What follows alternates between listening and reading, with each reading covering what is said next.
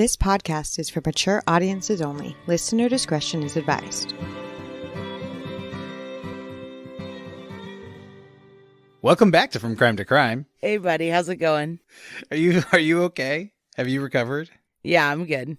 Right as we hit record, I totally had a choking. Yeah, Erica had a complete choke fest right as we hit record. So, well, what happened was I took a sip of my coffee real quick before we recorded, and then it just totally went down the wrong pipe, and I almost died. It almost killed you. Yeah, but we're good. It's all good now. Hopefully, it went straight into my bloodstream.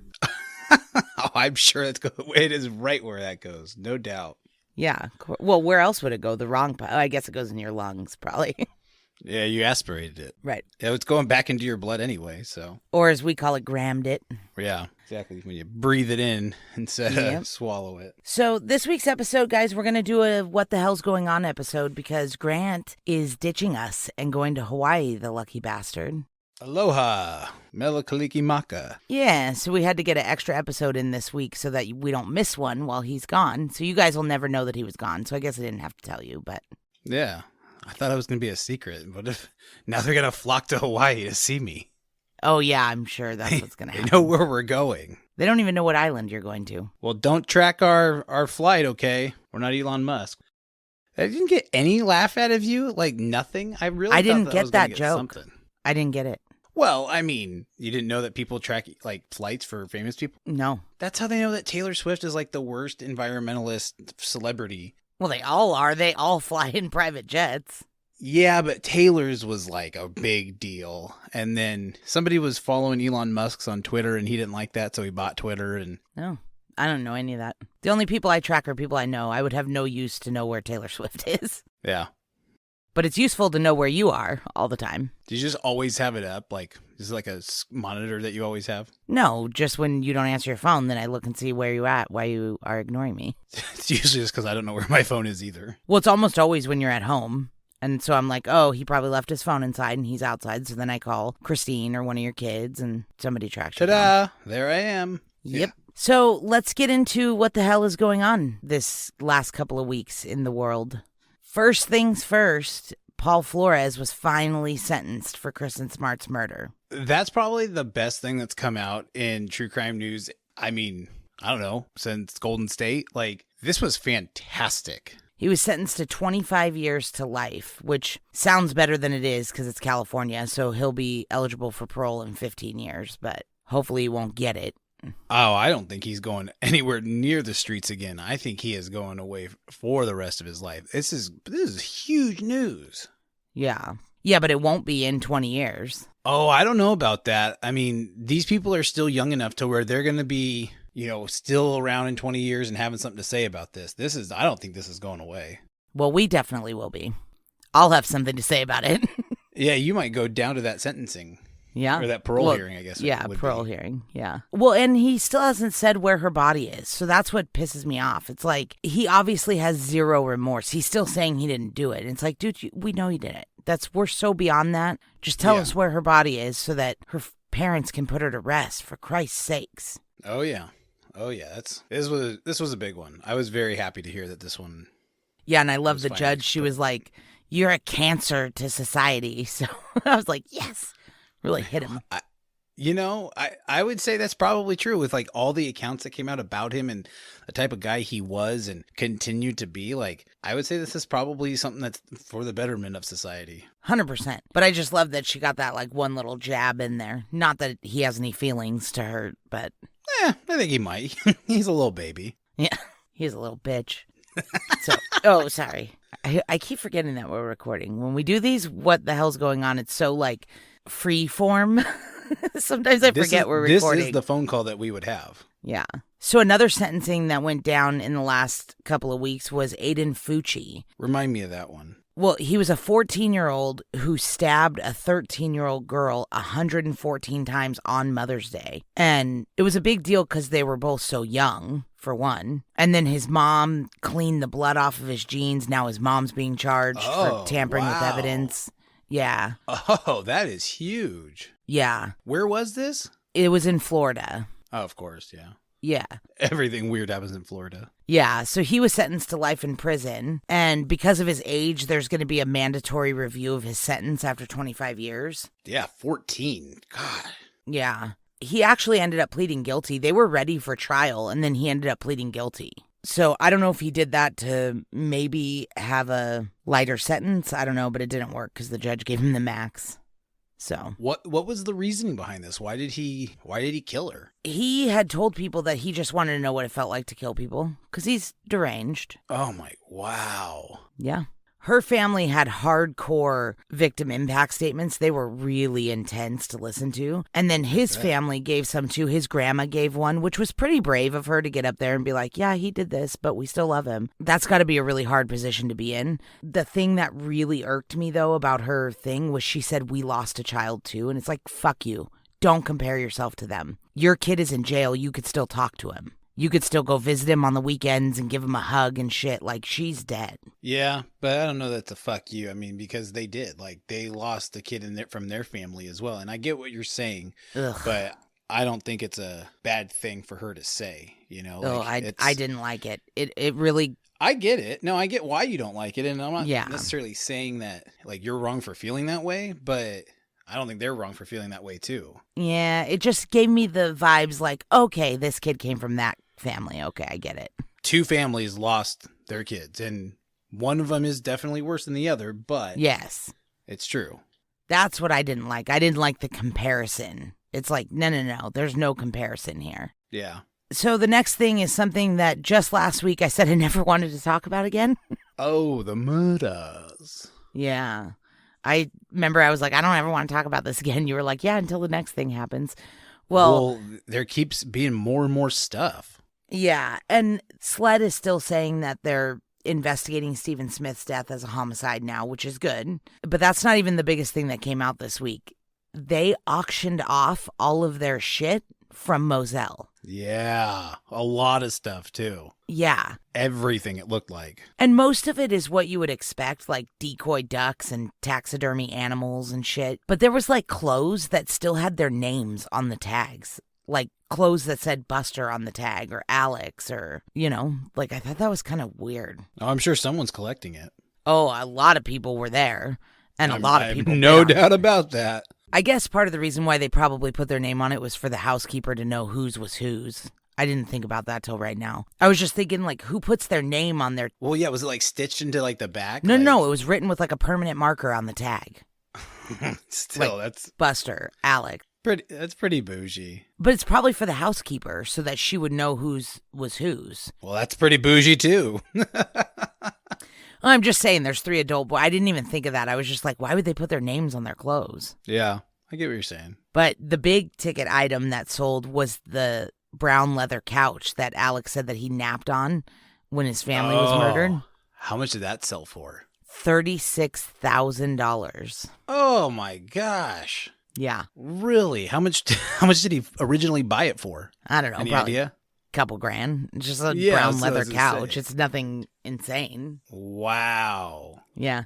The guy who bought it, I guess, owns a hunting lodge, and he also bought like a lot of the beds and other things that were there. And I'm sure he bought it because it's a talking point at his hunting lodge to be like, I have Alex Murdaugh's murder couch or napping couch. Yeah. No, I mean, I get it. Yeah. I get it. It feels weird. It feels real weird. Yeah, it does. No, it definitely does. Like I'm okay with it, but I'm a little weirded out by it too. Yeah. You know, I wouldn't have bought anything. Well, I mean, none of this is really like it has anything to do with the case other than like it was their personal possessions. It's like, okay. Yeah, but still, they had like these weird turtle lamps and like certain things that people were like really shocked by and wanted. And I'm like, I just don't know if I would want it. Because the other thing is, and this auction proved it, that no matter how much money you have, you can't buy good taste. Because everything was tacky and ugly. Like, it was not good. Yeah, I can imagine that. I didn't see anything that was like, oh, that'd be cute in somebody's house. Like, everything was, ugh. What do you do with somebody else's taxidermied duck? I don't know. Taxidermy's cool. Like, my dad has a whole basement full of taxidermy. Like, I don't want Alex Murdaugh's taxidermy. I don't know why. I just don't want it. I mean, he's not, it's not like he did anything cool. Like, he's a murderer, you know? I mean, then again, people wanted Manson's stuff too, so. Yeah. And honestly, I'd probably take something to Manson, so. Ugh. Feels like it has bad juju. Yeah, probably, but I could see myself wanting like a Manson drawing or like being okay with having one. Like, I don't think I'd spend a ton of money on it, but. Do you think it's really good though? Like, because I feel like no. No, I don't think it's good. I'm not buying it for the quality. Well, what the fuck do you want it for then? Just to be like, Charles Manson touched this paper? That's weird. Yeah, well, I mean, we have those basketball cards that have the Melendez kids in them. That's because that's fucking hilarious. Well, but still, I mean, we have those. That's kind of similar. And it's Menendez. Oh, yeah. What I call him, the Melendez? Yeah. Menendez. Yeah, it's definitely Menendez. We should definitely do that case. Yeah, maybe.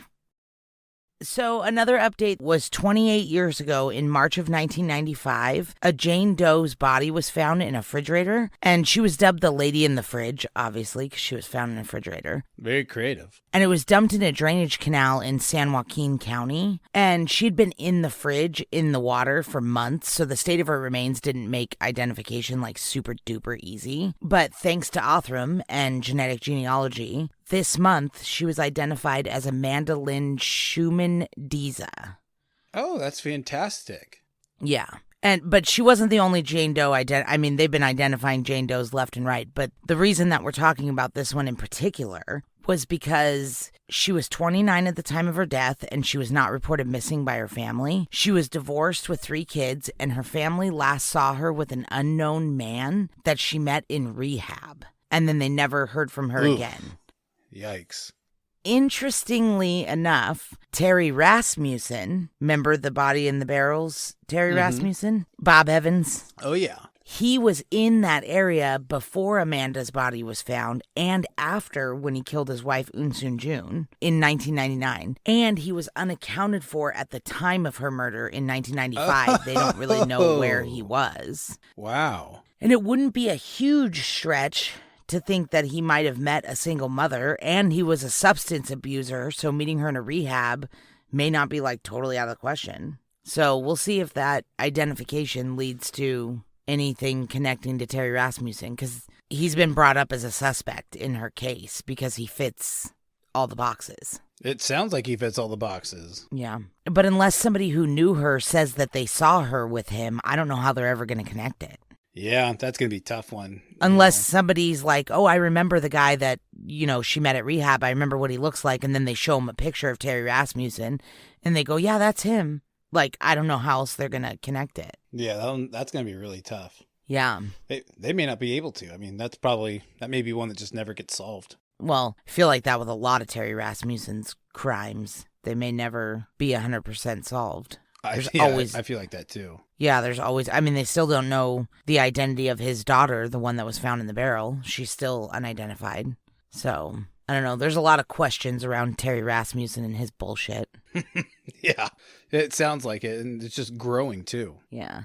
Oh, so another big case that had quite a significant update this past couple weeks is the Dylan Rounds case.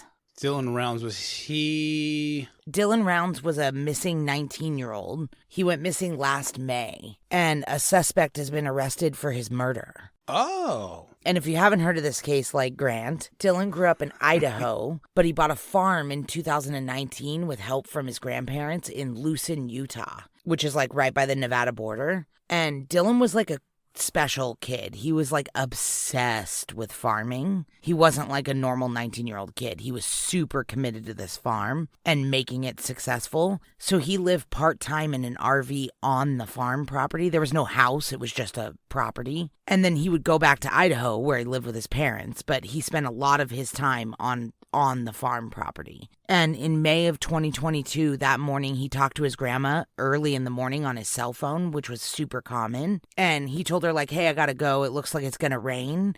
So he had to go move his truck into, like, this outdoor barn building that one of his neighbors said he could park his grain truck in when it rained. Because apparently if the seeds in the bed of the truck get wet, it's bad. I would think that they might start to propagate seeds, right? Yeah, it said something about like they would sprout or they could mold and go bad. Yeah, that makes sense. I don't know. I'm obviously not a farmer. I killed a cactus that Christine gave me, so.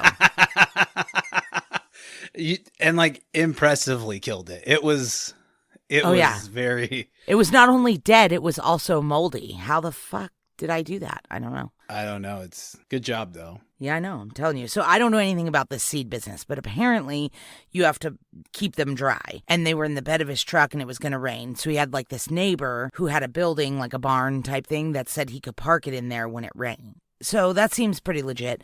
But it turns out there was a guy named James Brenner squatting in a trailer on that property. And Dylan knew him. He had done work for Dylan in the past on Dylan's farm. But James was like a bad dude. And he had like a bad anger problem. And he had a lot of criminal stuff in his past. A lot of felony convictions and time in prison and stuff. He was just kind of a dick.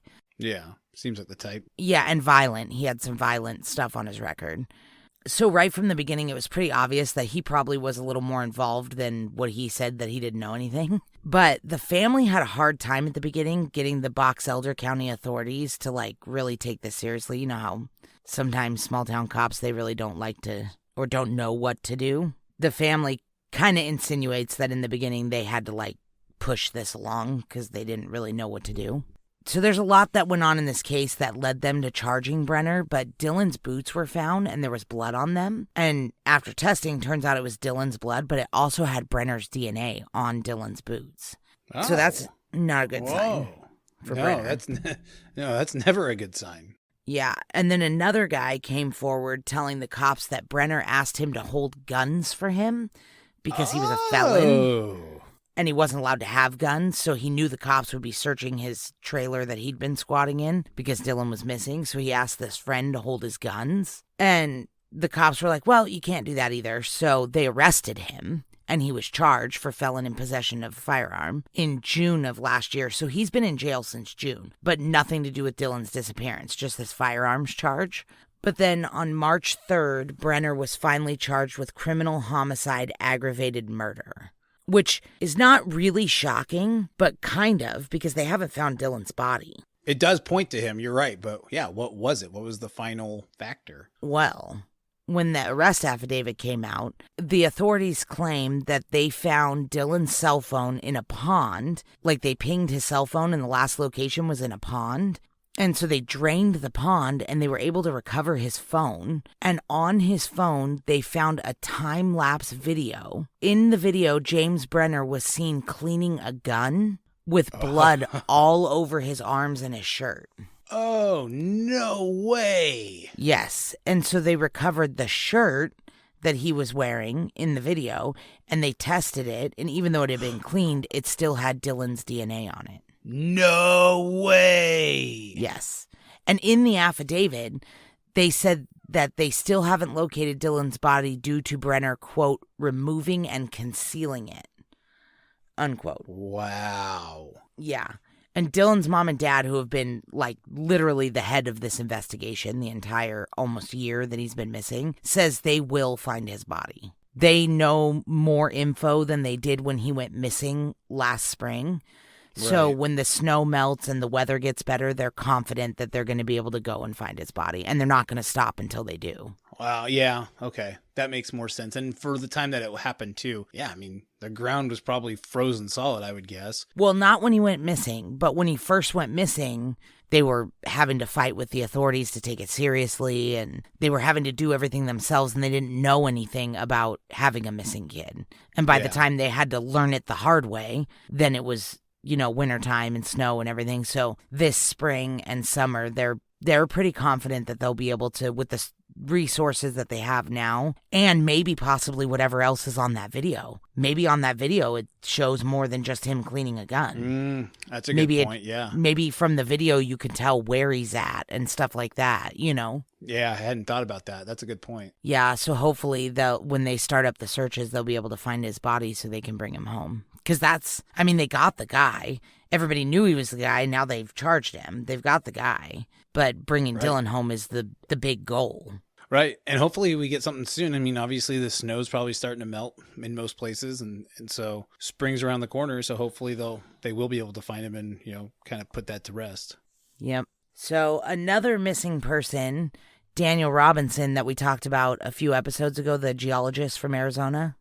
Oh, yeah. What's going on there? Well, in January, 2 bodies were found in the desert near Buckeye. And so there was a lot of buzz that maybe one of them might have been Daniel, but the update is that neither one of them were Daniel. Man, I really think he's going to get found, a lot sooner than later. Yeah. I mean, he has to. I mean, with the amount of effort that his dad's putting in to do it, I know. He's got to, I think. That's why it's like, I can't believe that so many bodies have been found out there since he went missing. Some just by happenstance and some by the searchers, and none of them have been him. It's like, every time it's hard. But not that you want it to be him. Like, I want him to be alive on a beach somewhere, know? But it's like, of course. At the same time, this guy needs answers, man. He's like not going to quit until he finds his son. So it's like, you just hope for some answers for him at some point. But turns out, neither of the ones that they found in January. It was like back to back too. It was like 2 or 3 days apart. They found 2 different sets of remains in the desert. It was wild. Man, if nothing else, he's helping other families, put some closure in, which isn't what he's looking for, I suppose. I mean, I guess there's good and bad from that, huh? Yeah, it's a sucky situation all around. But our last update, though, that I want to talk about is not a sucky situation. Oh, wonderful. We talk about a lot of sucky situations, so yeah, for one not to be, this is interesting. Well, it is because, I mean, obviously it's a crime, and it's a Jane Doe that we still don't know her name. But I want to talk about the Irvine Jane Doe and what's going on with the court yeah, proceedings. Good, yeah.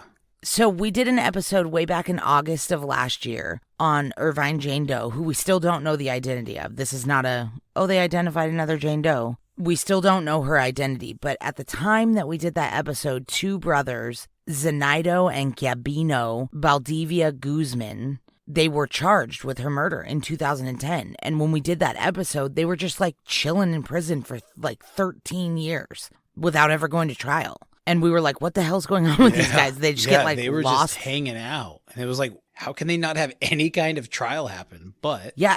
It felt like they were just like lost in the system or something. But finally, Zenaido went on trial in November of 2022 and he was convicted. So he's been charged and convicted of Irvine Jane Doe's murder. And his sentencing is scheduled for April 7th of 2023. So next month, just in a couple weeks. Yeah, it's coming up. Yep. Right around the corner. And Gabino has not gone to trial yet. His trial was supposed to begin March 24th, which would have been last Friday. And it looks like it ended up just being a pretrial hearing, and now the next pretrial hearing isn't until May. So who knows what's going on there. But they're finally getting pushed through the system at some speed. Not a very quick pace, but things are finally happening. I mean, Zenaido was convicted, so that was good. And now, but Gabino, at some point, he's got to go on trial. I don't know how this has taken so long. Well, it's gone on too long. Long enough. It's time for it to come to an end. Yeah, but it just, every time it says that his trial's set to start, it says canceled, and then there's another pretrial hearing. Like, literally for the last, 13 years. So I don't know what the hell. I don't know. Keeps getting pushed. I guess they're not, they probably have enough evidence or something. They're not too worried about it. And there's more important things going on, I'm guessing. Yeah, it's got to be something. I don't know. But we still do need to find out who Irvine Jane Doe is because we still don't know that. Yeah, definitely. So if you have any information on her case, please, please, please call the OC Coroner at 714-697-7400. So the last thing we should talk about is our giveaway. That's right. We're going to give 5 people the chance to win a coffee mug by going to our Instagram at From Crime to Crime, sharing our story to your story. You'll be entered for a drawing for a chance to win. Is that right? Did I get it right? Yeah, more or less. The reason that we're... well, you didn't really explain why we're doing it this way. We're doing it this way because whenever we do a giveaway on Instagram, we get a lot of people that enter that don't listen to our podcast. They enter just because they want to win a giveaway. They're searching hashtag giveaway on Instagram. So, which is fine if that's how you found our podcast, but we want to do a giveaway for just people who listen to our podcast. Yeah, who are actually listening. Yeah. So if you share our story to your story, you'll get entered into the drawing, and then we're going to pick 5 random people, and we'll send you a coffee mug. Well, that sounds cool to me. You can't win. Oh. Well, I pay for them anyway, so. And nobody that you're related to can win. That's fair. They all know that the coffee mug in the house is mine anyway. Yeah, right. I've never seen you drink out of it, but I've seen everyone in your family drink out of it. I drink out of it every day on my morning meeting. I know you do. I'm just kidding. All right. All right. Well, I'm going to get going. I love you. Have fun in Hawaii. Yeah, I will. I'll do a little hula for you. Put on a little grass skirt. Some coconut bras. Well, you should probably take pictures of that and post it on our Instagram. I'll see what I can do. I think everybody would enjoy that. Well, maybe you'll get a little Hawaiian treat. All right. Love you. All right. Love you too. Bye. Bye. This podcast has been a production of Orange Halo Media, LLC, hosted by Grant and Erica. If you enjoyed the show, please rate and review wherever you listen to your podcasts. To chat with us, go to From Crime to Crime on Instagram, From Crime to Crime on TikTok, From Crime, 2 Crime on Twitter, or you can visit our website at FromCrime2Crime.com. See you next Wednesday.